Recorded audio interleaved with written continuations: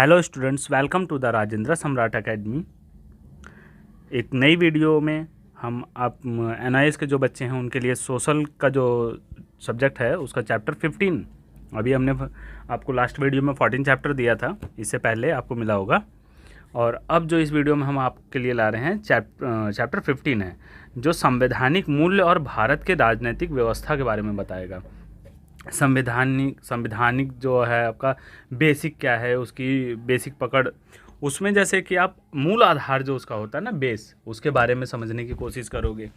और भारत की जो राजनीतिक व्यवस्था है, राजनीति जो भारत की चलती है वो किस प्रकार से चलती है। तो आइए चलते हैं, लेट्स स्टार्ट द चैप्टर।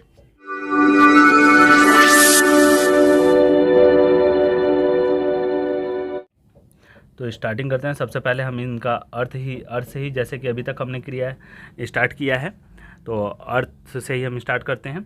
संविधान एक कानूनी दस्तावेज होता है। जो संविधान है वो क्या होता है? कानूनी दस्तावेज होता है। यहाँ देख रहे हो, ठीक। आपने देखा होगा कि मतलब जो सुना भी होगा, अब 11वीं क्लास में अगर आप जाओगे तो जो CBSE के हैं बच्चे रेगुलर में, उनके पास एक बुक आती है, वो संविधान करके दी होती है। उनकी अलग से ही बुक आती है संविधान के, भारतीय संविधान करके, सिद्धांत और व्यवहार के बारे में। तो आपके बारे में चैप्टर है, तो अगले क्लास में जाओगे तो मतलब एक बुक ही आ जाती है, और उसमें बताया जाता है कि जो संविधान है एक लिखित दस्तावेज है, कानून की, व्यवस्था की, कैसे सरकार चलेगी, कैसे लोगों को डीलिंग करना है, लोगों के बारे में उनको समझाना, उनको पढ़ाई लिखाई, मतलब ऑल ऑफ सारा जितना कहा जा सकता है कि सभी चीज़ के बारे में उन्हें दिया गया है, जो सरकार की संरचना तथा समाज की दिशा निर्धारित करती है। जैसा कि बताया हमने, एक लोकतांत्रिक संविधान कुछ नियमों, सिद्धांतों, प्रक्रियाओं तथा आदर्शों के संबंध में लोगों की आम सहमति को दर्शाता है तथा यह सामाजिक और राजनीतिक संस्थाओं का मार्गदर्शन करता है। अब जो सामाजिक और राजनीतिक संस्थाएं हैं उनका भी मार्गदर्शन करता, उनको भी बताता है कि तुम्हें काम कैसे करना है, वो अपने मनमाना ना कर पाए, इसलिए उनके ऊपर भी वो रूल रेगुलेशन लागू करता है। तो ये सारी चीज़ें इसमें संविधान में हमें देखने को मिलती है। आइए चलते हैं चैप्टर पे। चैप्टर में जो दिया है इंपॉर्टेंट पॉइंट्स को हम पढ़ते हैं।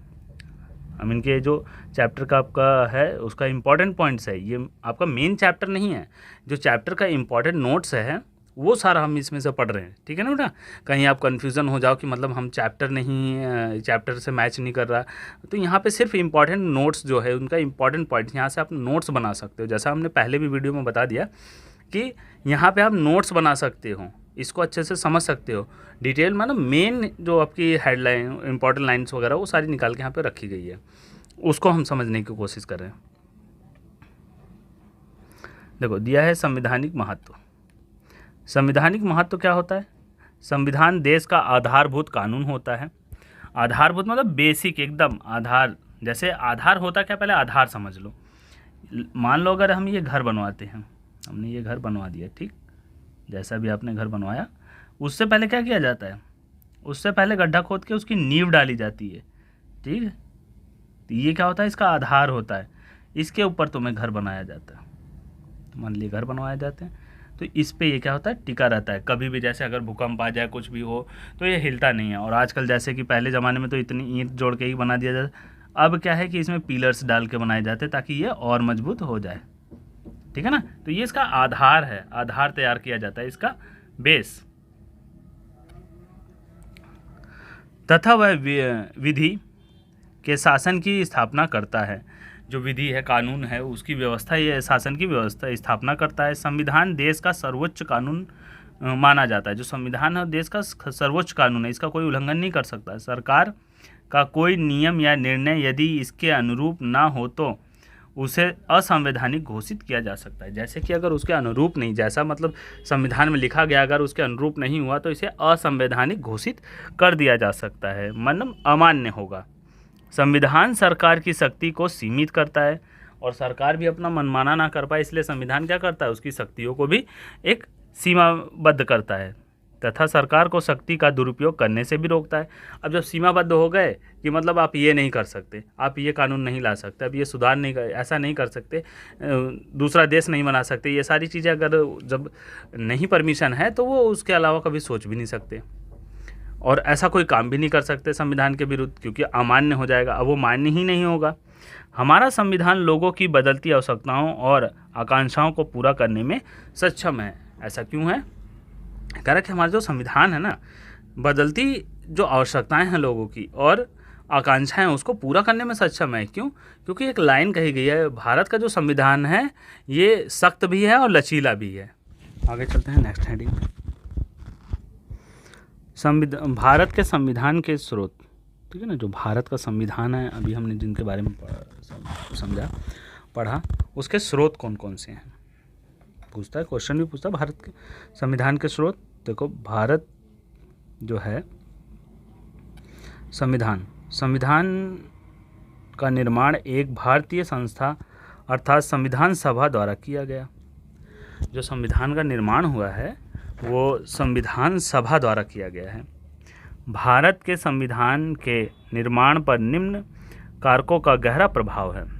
निम्न कारकों को देखो कौन कौन से कारक हैं। स्वतंत्रता आंदोलन के दौरान भारत में जनमानस में उभरी आकांक्षाएं। जब स्वतंत्रता आंदोलन चला तो उसमें लोगों के बीच जो आकांक्षाएं उभरी, जो उनकी इच्छाएं उभरी, उसकी भी छाप दिखती है। ब्रिटिश शासन के दौरान हुए संवैधानिक राजनीतिक बदलाव। अब ब्रिटिश शासन के दौरान, जैसे जब अंग्रेज़ों के टाइम में जो बदलाव हुए, राजनीतिक जो बदलाव हुए, संवैधानिक बदलाव हुए, वो भी महात्मा गांधी के विचार व सिद्धांत, उस टाइम में समय में जो महात्मा गांधी के विचार थे, जैसे असहयोग आंदोलन वगैरह चला, उनके विचार थे। और भी चीज़, स्वदेशी अपनाओ, कई प्रकार के उन्होंने आंदोलन किए थे, उन सब की एक अलग ही छाप थी। विश्व के अन्य लोकतांत्रिक देशों की संवैधानिक उदाहरण संयुक्त राज्य America, Britain, Canada, Australia, Ireland आदि संविधानों का प्रभाव। आपको एक बात और भी पता होनी चाहिए कि भारत का संविधान जो बना है उसे कई बार सब कहते हैं उधार का कटोरा भी कहा जाता है। कहते हैं कि सब कि दूसरे देशों के संविधानों से कॉपी किया गया है। कॉपी नहीं किया गया है, हालांकि चीज़ें ली गई लेकिन अपने अलग तरीके से उसे सुधारा गया है। ठीक है, सारी चीज़ कॉपी नहीं की गई है। तो कौन कौन से देश हैं जिसे कुछ ना कुछ चीज़ें ली गई हैं? अमेरिका हो गया, संयुक्त राज्य America, Britain, Canada, Australia, Ireland, यहाँ से कुछ कुछ चीज़ें जो कि भारतीय संविधान में देखने को मिलती हैं। अगले है मुख्य बिंदु में देखो, अब जैसे एक वर्ड आता है संप्रभुता, समाजवाद, पंथ निरपेक्षता। भारत के जो संविधान है उसके उद्देशिका में ही ये शब्द दिए गए हैं।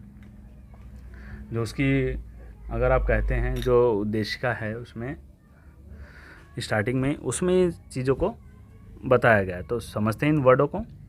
संप्रभुता क्या होती है? भारत एक संप्रभुता संपन्न राज्य है। इसका अर्थ है पूर्ण राजनैतिक स्वतंत्रता। मतलब पूर्ण राजनीतिक स्वतंत्रता भारत में है। कोई राजतंत्र की तरह दबाव नहीं है कि तुम ये नहीं कर सकते, वो नहीं कर सकते। स्वतंत्रता पूरी है। यह बाहरी हस्तक्षेप से स्वतंत्र है, आंतरिक रूप से भी सर्वोच्च सत्ता है। ठीक है ना, कह रहा बाहरी हस्तक्षेप कोई नहीं कर सकता इसमें, और जो आंतरिक रूप से भी है उसमें भी ये स्वतंत्र है, सर्वोच्च है। अगला है समाजवाद। इसका अर्थ है कि हमारे संविधान तथा भारत राज्य का लक्ष्य सामाजिक परिवर्तन करना है। जो भारत का जो लक्ष्य है वो क्या है? सामाजिक परिवर्तन करना है। सामाजिक परिवर्तन कैसे? जैसे जो भेदभाव था, जो छुआछूत थी, और जो शिक्षा को लेके लोगों में मनोधारणाएं थी, और कि लड़कियां नहीं पढ़ सकती, सिर्फ पुरुषों का अधिकार था, और वोट डालने का अधिकार, बहुत से ऐसे अधिकार थे जो कि इसमें समानता का अर्थ रखा गया था। सामाजिक परिवर्तन इसमें आया था। सभी तरह की असमानताएं, विशेषकर सामाजिक और आर्थिक असमानताओं को दूर करना। पंथ निरपेक्षता क्या होती है? भारत एक पंथ निरपेक्ष देश है। भारत एक क्या है? प्रभुता संपन्न राज्य भी है और एक पंथ निरपेक्ष देश भी है। तो पंथ निरपेक्ष कैसे होता है? यह किसी एक पंथ, धर्म या धार्मिक सोच से निर्देशित नहीं होता है। मतलब जो भारत है वो किसी एक धर्म के उस पे नहीं चलता कि किसी एक पर्टिकुलर धार्मिक, जैसे आजकल देखते हो हिंदू मुस्लिम ज़्यादा हो रहा, तो ये सब नहीं है, ये सब भारत का मकसद नहीं है, संविधान में ये नहीं लिखा है। इसीलिए क्या है, सब मिलजुल के रहते हैं। राज्य किसी एक धर्म पंथ को बढ़ावा नहीं देता, बल्कि प्रत्येक धर्म के साथ समानता का व्यवहार करता है। प्रत्येक धर्म क्या है, समानता का व्यवहार करते हैं, एक का ही नहीं है, सब के लिए एक साथ व्यवहार रखा जाता है।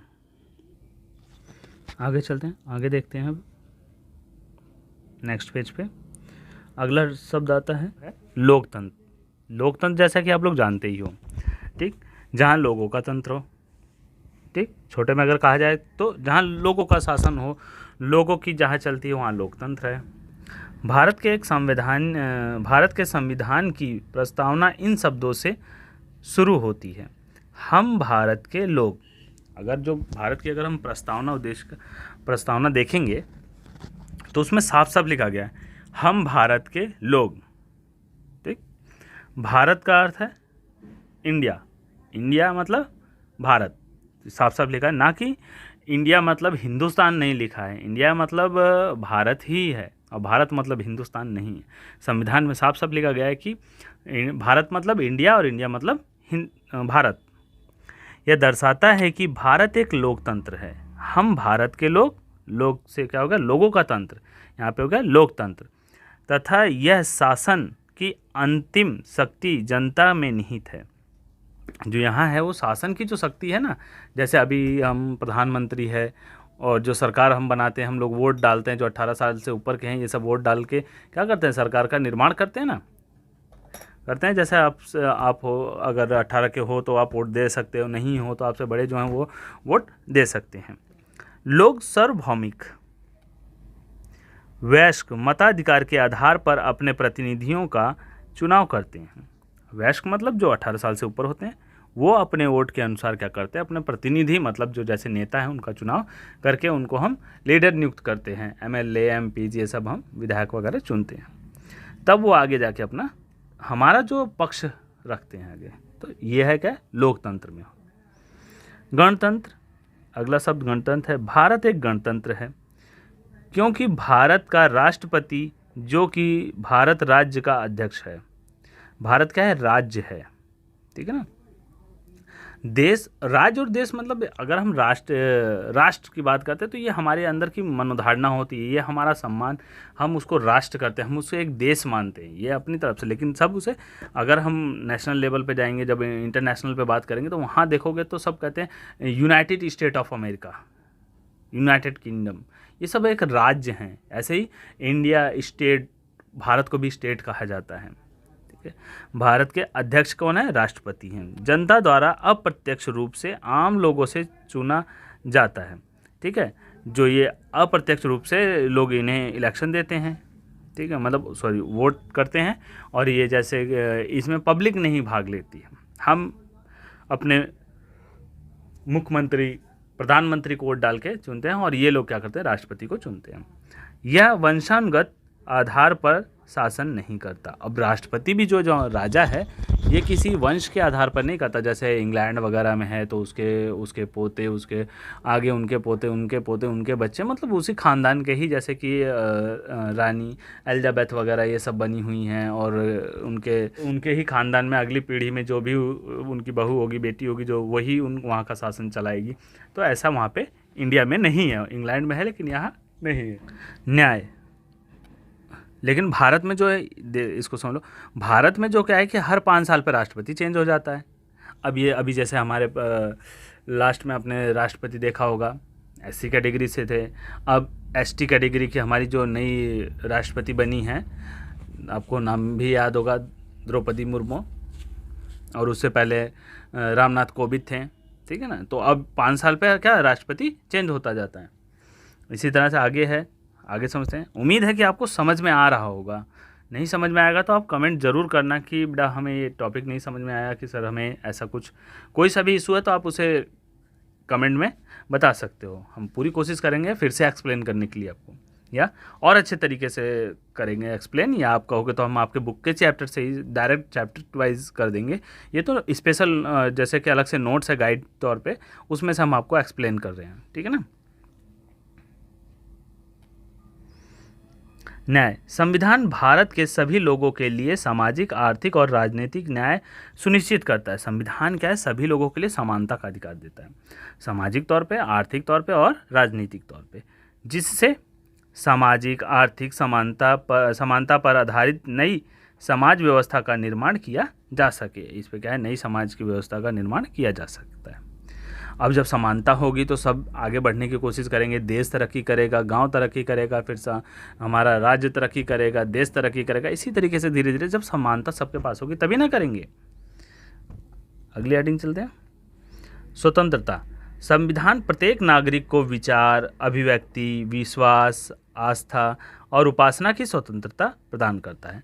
अब आपने देखा होगा कि अब हमारे देश में क्या है, ईसाई धर्म है, पारसी हैं, कहीं हिंदू हैं, कहीं मुस्लिम हैं, कहीं गुरुद्वारा है, कहीं चर्च है, हर हर धर्म के लोग, हर प्रांत से लोग अपनी धारणा से, अपनी इच्छा से क्या है, अपनी उपासना कर सकते हैं, अपनी स्वतंत्रता से पूजा कर सकते हैं, कोई किसी को परेशान नहीं कर सकता है। अगला समानता। प्रतिष्ठा और अवसर की समानता। सबको मान सम्मान और सबको समान अवसर मिलना चाहिए, कि जैसे अब तुम्हें अटेंड मिल गया, अब तुम भी नौकरी दे सकते हो। स्पेशल कैटेगरी अलग हैं, जैसे कि कुछ आधार पे किन्हीं को छूट दी गई है, तो वो जैसे आपका 50% SC वाले हैं उनका एडमिशन हो जाता है, तो वहीं जनरल वालों का 90% पे होता है, 60% 80% तक पे होता है। OBC वालों को उससे थोड़ा 5% 4% छूट दी जाती है। तो सबको मतलब एक उनके पहले के आधार पे, जैसे जो पिछड़े लोग थे उनके हिसाब से उन्हें आधार दिया गया, ताकि वो धीरे धीरे कुछ समानता कर पाएँ, लेवल में आ पाएँ। आगे है बंधुता। भारत के सभी लोगों में समान बंधुता को बढ़ावा देना। भारत के जो सभी लोग हैं उनमें समान बंधुता, भाईचारा जिसको कहा जाता है, उसको बढ़ावा देने का काम करना। व्यक्ति की गरिमा, व्यक्ति का मान सम्मान, गरिमा। लोकतांत्रिक शासन की सभी प्रक्रियाओं में प्रत्येक व्यक्ति की समान भागीदारी है। सभी क्रियाओं में देश की, जो लोकतांत्रिक शासन में जैसी जो भी क्रियाएं हैं उसमें सबकी क्या है, समान भागीदारी होनी चाहिए। देश की एकता और अखंडता। देश एकजुट होना चाहिए, अखंड नहीं होना चाहिए। अखंड मतलब जो टुकड़े में ना हो। बंधुता का यह मूल्य है जो देश की एकता और अखंडता को मजबूत करने में सहायता करता हो। देश की अखंडता जो है, समानता क्या है, क्या मजबूत करता हो देश को, ठीक है। इसमें क्या है, इसकी एक ताकत है। भारत के संविधान की प्रमुख विशेषताएं। अब हम यहाँ देखते हैं कि भारत के जो संविधान है उसकी विशेषता क्या क्या है। भारत की संविधान की विशेषता क्या है कि लिखित संविधान है। पहली बात, भारत का, कई देशों का तो लिखित संविधान ही नहीं है। भारत का संविधान विश्व का सबसे बड़ा लिखित संविधान है। जो भारत का संविधान है बहुत बड़ा, पूरे वर्ल्ड में सबसे बड़ा संविधान भारत का, वो भी लिखित तौर पे। दूसरी चीज़, कठोर और लचीलेपन का मिश्रण है। सख्त भी है, इतनी जल्दी ऐसा अगर कोई सोचे इसमें परिवर्तन कर ले तो इतने आसानी से परिवर्तन भी नहीं कर सकता, और अगर कोई ये सोचे कि इसमें कुछ बदलाव भी नहीं हो सकता तो ऐसा भी नहीं है। समय के अनुसार, जैसा हमने शुरुआत में ही पढ़ा, तो समय समय पे इसे अपडेट किया जा सकता है। आधुनिकता के अनुसार इसमें कुछ ना कुछ बदलाव होते ही रहते हैं, जिसको हम संशोधन कहते हैं। मतलब जैसे कि अगर संशोधन को आप अगर समझोगे कि जैसे अगर हमने एक गाड़ी ले ली, ठीक, आज आपने एक कार खरीद ली,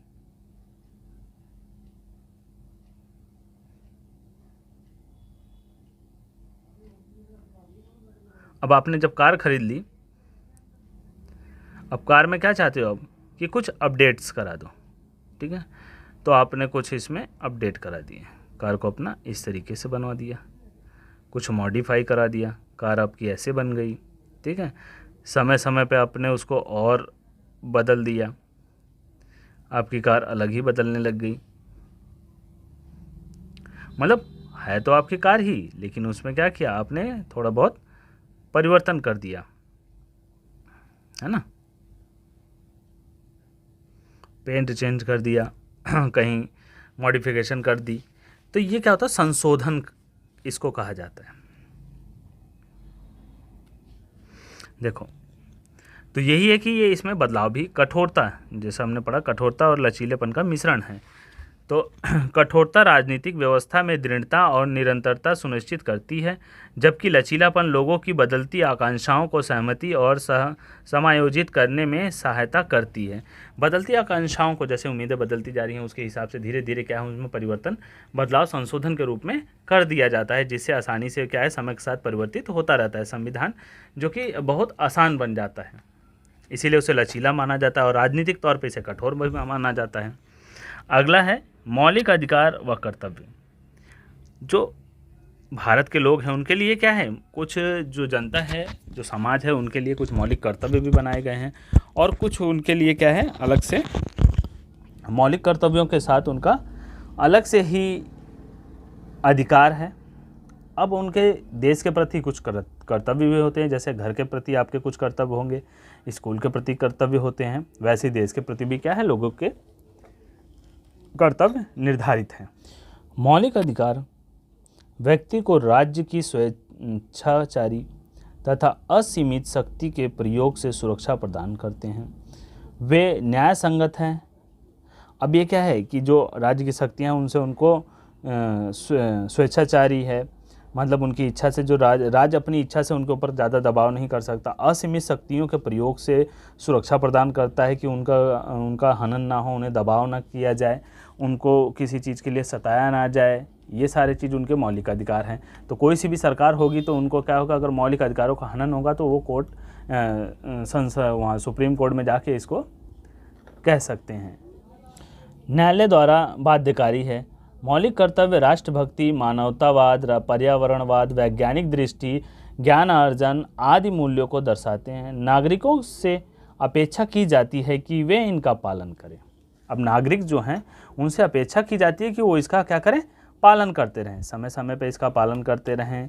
जैसे कि मौलिक कर्तव्य राष्ट्रभक्ति है, मानवतावाद है, पर्यावरण की सुरक्षा है, वैज्ञानिक दृष्टि से ज्ञान अर्जन करना आदि मूल्यों को दर्शाते हैं।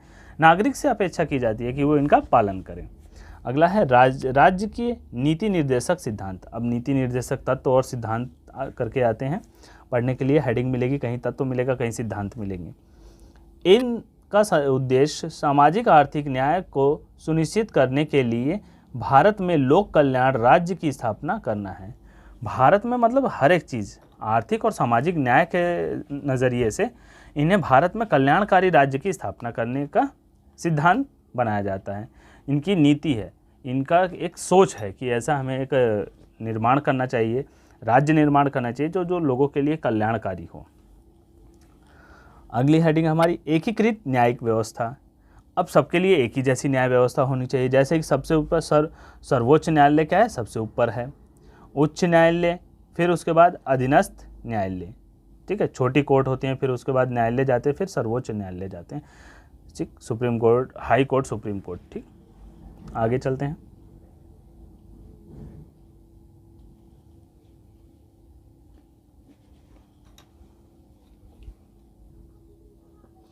एकल नागरिकता। संयुक्त राज्य अमेरिका और अन्य संघीय देशों के विपरीत हमारे संविधान में एकल नागरिकता का प्रावधान है। एकल नागरिकता मतलब एक ही नागरिकता मिलती है। प्रत्येक भारतीय भारत का नागरिक है, चाहे वह किसी भी राज्य में निवास करता हो या जन्मा हो। भारत में मतलब पूरे, अगर भारत में कहीं भी अगर जन्म हुआ है, जैसे पूरे भारत में अगर यहाँ से देखा जाए तो कहीं पे भी अगर उसका जन्म हुआ है तो क्या है कि वो भारत का ही नागरिक माना जाता है, ठीक है ना। एक ही नागरिकता उसे मिली होती है अलग से। अब ये नहीं कि दो देशों की नागरिकता उसे दूसरे देश की अगर लेगा तो एक जगह की उसे छोड़नी पड़ती है नागरिकता। सार्वभौमिक वयस्क मताधिकार। अब कह रहा है सबको जो कि वयस्क मताधिकार, वयस्क मतलब 18 से जब ऊपर हो जाते हैं तो उनको क्या है कि अधिकार मिल जाता है वोट डालने का। प्रत्येक भारतीय नागरिक जिसकी आयु 18 वर्ष या इससे अधिक है उसको बिना किसी भेदभाव के मतदान का अधिकार है। 18 साल से जब ऊपर हो जाता है इंसान तो वो क्या है, वोट डाल सकता है। अगली हेडिंग है हमारी संसदीय शासन व्यवस्था। संसदीय शासन व्यवस्था क्या है? कार्यपालिका विधायिका का ही एक हिस्सा है। कार्यपालिका जो है क्या है, किसका? विधायिका का ही एक हिस्सा है तथा यह अपने कार्यों के लिए विधायिका के प्रति उत्तरदायी है। भारत का राष्ट्रपति भारत राज्य के अध्यक्ष के रूप में नाम मात्र की कार्यपालिका है, जबकि प्रधानमंत्री और उसके मंत्रिपरिषद वास्तविक कार्यपालिका है। इसको ध्यान से समझना।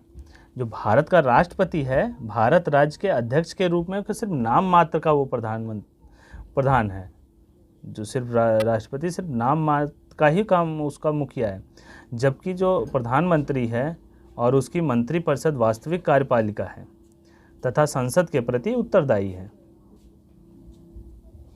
अब जो प्रधानमंत्री हैं और उनका जो मंत्रिपरिषद है वो इसका क्या जवाबदेही है।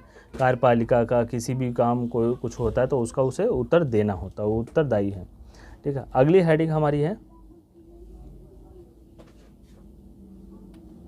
अंतर्राष्ट्रीय शांति तथा न्याय सम्मत अंतर्राष्ट्रीय व्यवस्था को बढ़ावा देना। अंतर्राष्ट्रीय शांति का सहयोग देना। भारतीय निर्माता जानते थे कि संवैधानिक उद्देश्यों की प्राप्ति के लिए अंतर्राष्ट्रीय शांति तथा न्याय सम्मत अंतर्राष्ट्रीय व्यवस्था का होना आवश्यक है। जो संविधान के निर्माता थे वो अच्छी तरह जानते थे कि इसके लिए क्या है कि देश की शांति अंतर्राष्ट्रीय लेवल पे भी क्या है शांति बनी रहे तो ज़्यादा अच्छा होगा, तभी देश क्या है तरक्की कर सकता है। अगली हेडिंग है भारत की संघीय प्रणाली। संविधान भारत को राज्यों का संघ घोषित करता है। भारत जो है ना वो देश तो है लेकिन उसमें जो 28 हमारे राज्य हैं इनसे मिलकर बना हुआ है, और 28 राज्य और उसके बाद जो हमारे 8 और 9 जो केंद्र शासित प्रदेश हैं इनके साथ मिलके भारत देश का निर्माण हुआ है। भारतीय संविधान को राज्य का संघ घोषित करता है। भारत के संविधान भारत को राज्यों का संघ घोषित करता है। जैसा कि आपने पढ़ा होगा, अभी हमने बताया, भारत के संविधान में वे सभी विशेषताएं हैं जो भारत को एक संघीय प्रणाली को स्थापित करने के लिए आवश्यक है। भारत की संघीय प्रणाली की विशेषताएं निम्न प्रकार से हैं। दोहरा शासन या शासन के दो स्तर। दोहरा शासन और शासन के दो स्तर हैं। केंद्र और राज्य के बीच शक्तियों का विभाजन। सारी शक्तियां एक ही के पास नहीं है। यहाँ पे केंद्र के पास आधी शक्तियां हैं तो कुछ शक्तियां राज्य के पास हैं। अगला है संघ सूची। 97 विषय, संघ सूची के 97 विषय हैं। रक्षा, रेलवे, बैंकिंग, मुद्रा आदि। इन विषयों पर केवल केंद्र सरकार ही कानून बना सकती है।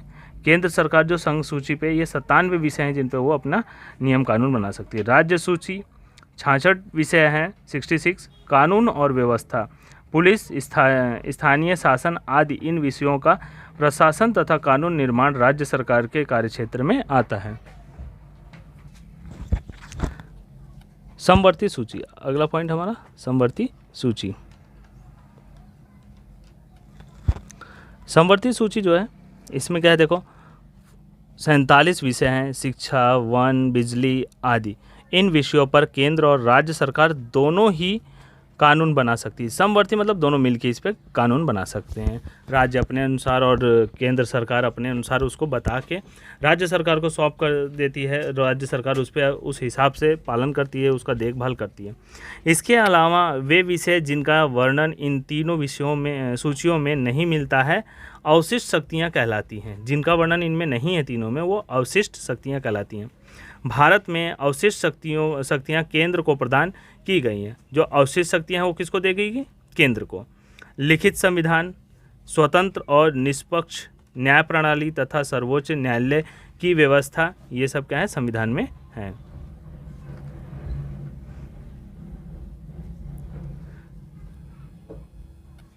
अगली हेडिंग है भारत शक्तिशाली केंद्र वाली संघीय प्रणाली है।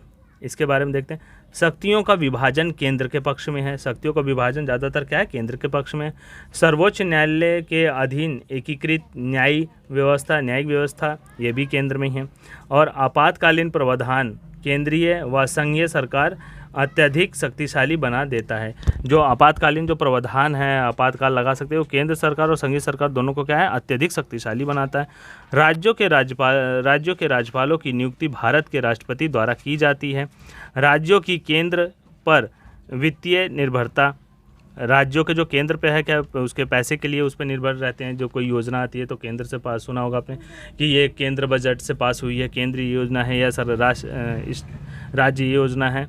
अगली है अखिल भारतीय सेवाओं का प्रावधान, पूरे भारत में जो सेवाएं प्रदान की जाती हैं उसके भी प्रावधान इसमें लिखे गए हैं। तो ये था संविधान में जो सारी सुविधाएं दी गई हैं उसके बारे में। उम्मीद है कि आपको अच्छे से समझ में आ रहा होगा। नहीं आया तो फिर क्या इसको आप कमेंट कर देना। इसी के साथ ये भी चैप्टर आपका समाप्त होता है। ये क्वेश्चन है, आप इसको कर लेना, बाकी जो नोट्स हैं वो बना के आप इसको अच्छे से लर्न कर देना। Okay, thank you.